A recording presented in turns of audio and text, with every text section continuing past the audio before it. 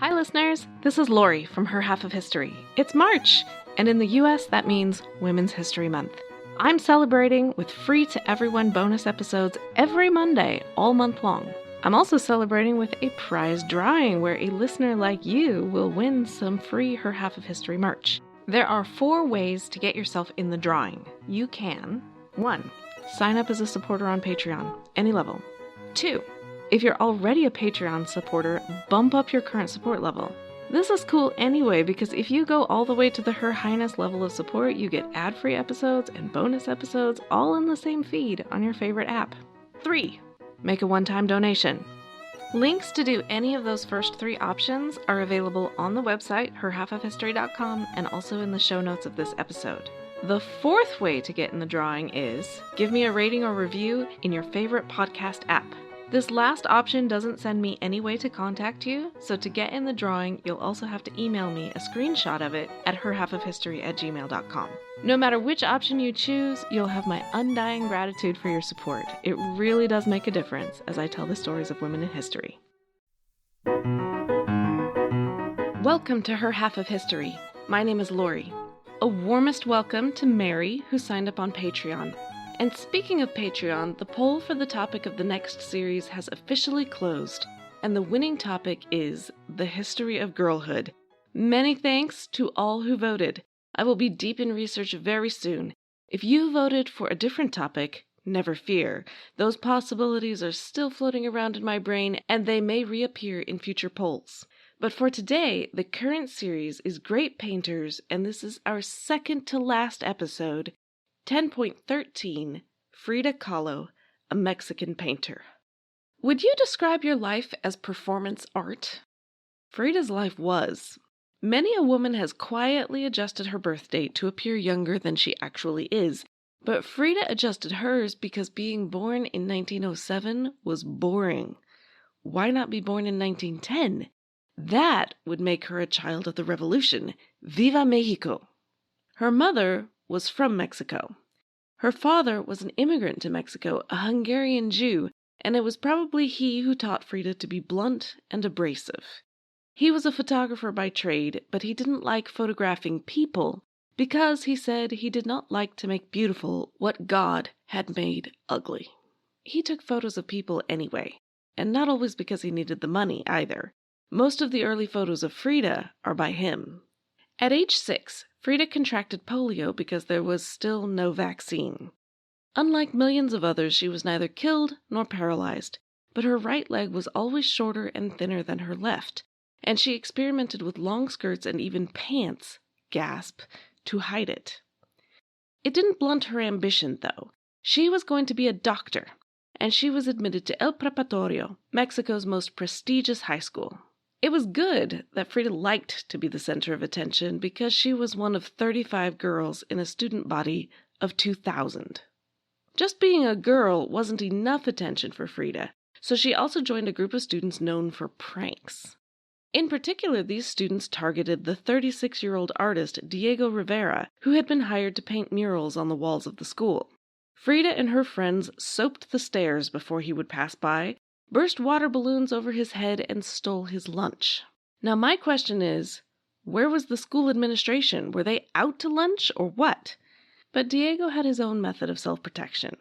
He carried a pistol and waved it at students, which just goes to show what a different world it was from the current U.S. situation. I mean, wow. Don't try that in the modern world, okay? Anyway, Frida's life would upend completely before she finished school. On September 17, 1925, she was riding the bus with her boyfriend when it was hit by a streetcar. The boyfriend walked away almost unscathed. Frida was impaled by a handrail. She had 3 spinal fractures, a fractured pelvis, a dislocated shoulder, 2 broken ribs, and a shattered right leg and foot. She did not even receive immediate treatment because the medical personnel deemed her case hopeless and rushed to treat those they thought they could save. Frida survived anyway. She spent months in the hospital visited by neither her boyfriend, who cut off their relationship, nor her parents, who had their own health and financial difficulties. Eventually, she returned home, completely bedridden. The dream of becoming a doctor was too exhausting to contemplate. In this series on great painters, we've had women who painted because they loved art, women who painted because it was the family business, women who painted because they needed the money, a woman who painted for science, and even a woman who painted because ancestral spirits told her to. But Frida is the only one who began painting because she was bored and in pain, and she needed a distraction. When she finally got out of bed, she decided to find out if her self-taught art skills were any good, and her chosen method of finding out was to track down her former victim, the muralist Diego Rivera. Never one to be shy, she marched boldly up to the bottom of the scaffold he was working on and asked him to come down and give her an honest opinion. He said the art was good. She said he should come to her home and see more of it. Diego was not a man to refuse a girl's invitation. That's why he was divorced. Twice. At any rate, he came, and his influence on her was profound. On his advice, she began painting in a Mexican folk art style and on Mexican themes. Frida and Diego also bonded over politics, communism, and social change. One of the earliest photos of them is at the May Day parade of 1929. May Day, by the way, is International Workers' Day, and it's called Labor Day in many countries, not including my own. By August of 1929, Frida and Diego were married in a civil ceremony with only her father in attendance. The groom wore an ordinary suit and tie. He didn't bother with a formal vest. The bride wore traditional dress, a long skirt and blouse, and a rebozo, which is a Mexican shawl. Frida had borrowed all of it from the family maid. Frida's father was pleased with this match. Diego was a success. He had a good career. Frida was going to have medical bills for the rest of her life. A husband with money was an excellent idea. Frida's mother was more critical, and to be honest, she had reason for concern. Diego was twice Frida's age, practically twice her size, a known womanizer, an atheist, a commie, and in the eyes of the Catholic Church still married to his first wife because divorce was not a thing. The wedding party may well have cemented her opinion. Diego got raging drunk and his ex-wife showed up. Frida spent her wedding night in tears. Afterwards, the bold girl she had been seems to have got lost as she tried to figure out how to be a wife, especially a wife of a man like Diego. She kept her maiden name, Kahlo, but she dressed and cooked to please him. He spent his attention on his work, not to mention other women. Frida became pregnant, which was fraught with complications. Her pelvis was not in good condition. It was likely she could not bring a child to term. Then there was the fact that Diego didn't want to be a father. He was already botching fatherhood with his previous wives. He saw no need to repeat the experience. At 3 months along, Frida agreed to an abortion, which was legal, but she cried inconsolably. Diego had other troubles, both professional and political, so he was happy to accept a new commission in San Francisco. In 1930, they left Mexico on the first of their journeys together. San Franciscans loved Diego, and he loved them back, sometimes in a physical sense. Frida hated it. She was appalled by the evidence of the Depression and the long lines at soup kitchens while the rich threw money at Diego. She was also bored. She had nothing to do, and her foot hurt. As before, she turned her boredom into painting, including her first painting with a surrealist element. It was a portrait of the Californian Luther Burbank. If you've not heard of him, you've benefited from him. Burbank is the horticulturalist who brought you the Shasta daisy, most of the peach varieties you've ever eaten, most of the potatoes you've ever eaten, especially if you are eating them Frenched and fried, and a host of other hybridized crops. Frida painted him growing directly out of a tree, a hybrid of himself, if you like. With trademark Frida gruesomeness, we see the tree's roots entwined in a corpse underground, which actually was how Burbank had chosen to be buried. Frida and Diego returned home briefly, and then it was off to New York, which Diego loved even more than San Fran, and Frida hated it even more. If she had been a Mexican nationalist before, now she was really a nationalist. She emphasized it in her dress, which New Yorkers found charming. Again, her life is a performance. But when they moved on to Detroit, the people there found it shocking. Ditto with her language, her politics, and her religion. To make matters worse, she was pregnant again. None of the previous factors had changed, except that she was now in a country where abortion was illegal. She reached out about it anyway, but then changed her mind and decided to keep the baby and risk the medical complications. She miscarried badly and spent 2 weeks in the hospital bleeding and crying and reading medical textbooks about fetuses. When she got out of the hospital, she painted Henry Ford Hospital. The title makes it sound like a picture of a building, but it is anything but. It's a self-portrait of sorts, but she's nude on a bed in a pool of blood, with threads connecting her to a fetus, a pelvis, a snail, an orchid, and a piece of machinery. The Detroit skyline is in the distance. It has been called an anti-nativity scene. She followed this up with a painting called My Birth, where she paints her mother giving birth to her in a full frontal view, baby midway through the birth canal. These paintings were shocking at the time, and they are still shocking now. Remember last week when Paula Modersohn-Becker was weird for painting herself nude and pregnant? Well, in comparison with Frida, Paula looks downright modest, even demure. Frida was painting experiences that millions of women had had, but few spoke about. There are, I am told, Aztec precedents for such art, but none in the Western world as far as I know. If Modersohn-Becker had stripped the feminine nude of the masculine gaze of desire, Frida had stripped it so far it was into negative territory, a reclining female body that many a man would actively recoil from. Many a woman, too, for that matter. I'm Ken Harbaugh, host of Burn the Boats from Evergreen Podcasts. I interview political leaders and influencers, folks like award-winning journalist Soledad O'Brien and conservative columnist Bill Kristol, about the choices they confront when failure is not an option. I won't agree with everyone I talk to, but I respect anyone who believes in something enough to risk everything for it. Because history belongs to those willing to burn the boats. Episodes are out every other week wherever you get your podcasts. Frida was using art to process what had happened to her. And at the time, Frida did not intend her paintings to be shown to anyone outside her own circle of friends. She wasn't a professional. As far as the world was concerned, she wasn't an artist. She was just the wife of an artist. And she was a wife who longed to go home to Mexico, something Diego had no intention of doing. She painted her homesickness in Self-Portrait on the Borderline Between Mexico and the United States. She stands, fully clothed this time, with the plants and pyramids of Mexico on one side and skyscrapers, industrial smoke, and an American flag on the other. It was obvious which one she preferred, and in the end Diego was forced to grant her wish. His downfall came after he was back in New York doing a mural for the Rockefeller family, the oil tycoons. In his mural, Diego painted in the face of Lenin, as in Vladimir Lenin, as in revolutionary communist leader of everything an oil tycoon definitely wasn't, everything Americans in general were totally sure would destroy their God-given rights and freedoms, not to mention their pocketbooks. Rockefeller asked Diego to paint Lenin out. Diego blustered about artistic integrity, free speech, no compromising my principles, and you can't make me. Rockefeller said, "I'm the one paying for this free speech, and you're fired." Diego's fall from grace in America was Frida's ticket home. An unhappy Diego and a thrilled Frida moved back to Mexico.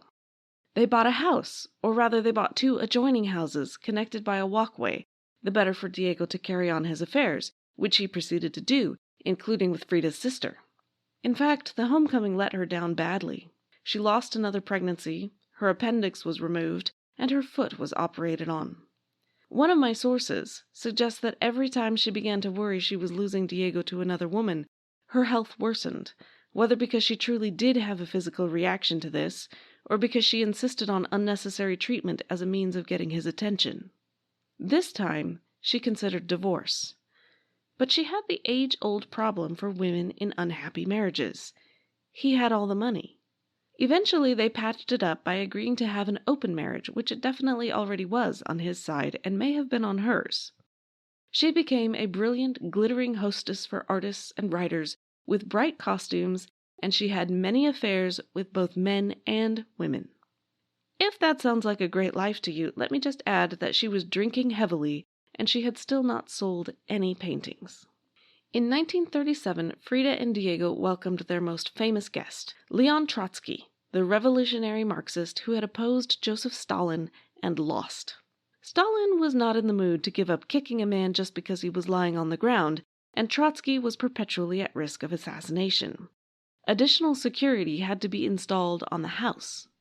While Trotsky and his wife were house guests, Frida had an affair with him, while his wife grew colder and colder.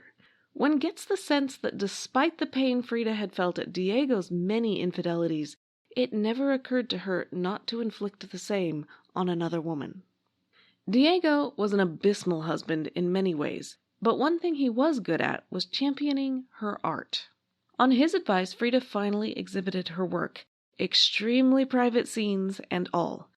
The most painful moments of her life were now on display for anyone to see and comment on. Life as a performative art, remember? To her astonishment, some of her paintings sold. Until now, it had never occurred to her that she could be financially free. In October of 1938, she had a solo exhibition in New York, which was well attended, well reviewed, and financially encouraging.